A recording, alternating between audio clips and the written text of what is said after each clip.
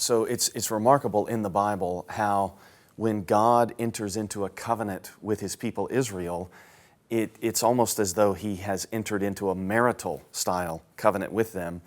And one of the ways that this is illustrated is through the book of Hosea, where Hosea represents the Lord and his unfaithful wife represents the nation of Israel. And Hosea doesn't use the phrase new covenant, but he does depict a situation in which the marital covenant between Hosea and Gomer will come to an end, but it's going to be renewed.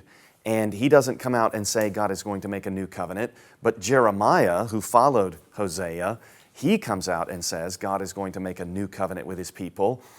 And then in keeping with these ideas, when the Lord Jesus comes on the scene, one of the ways that he's identified by John the Baptist, and one of the ways that he identifies himself, is with this term bridegroom. So when the Lord Jesus comes calling himself the bridegroom, and when the Baptist says that the joy that he has is the joy of the friend of the bridegroom, this is pointing to the way that the Lord Jesus is going to enter into a new covenant between himself and God's people, and Jesus will be the representative of God in initiating this covenant. And this is what sets up this sort of marital relationship between Christ and the church.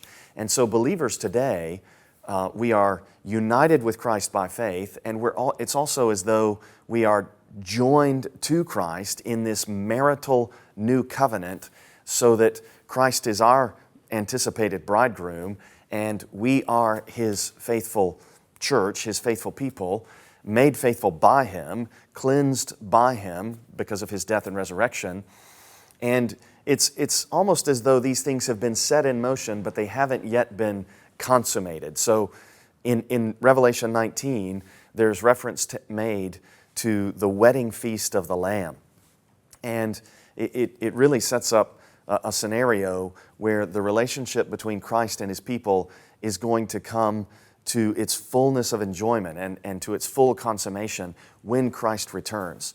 So that's where we find ourselves in the story. It's almost as though we're those ladies in the parable, expecting the bridegroom to come and needing to keep our lamps trimmed so that we will be ready when the bridegroom comes. And I think that story that Jesus tells, it partakes of all of this imagery and encourages his people to remain faithful until his coming.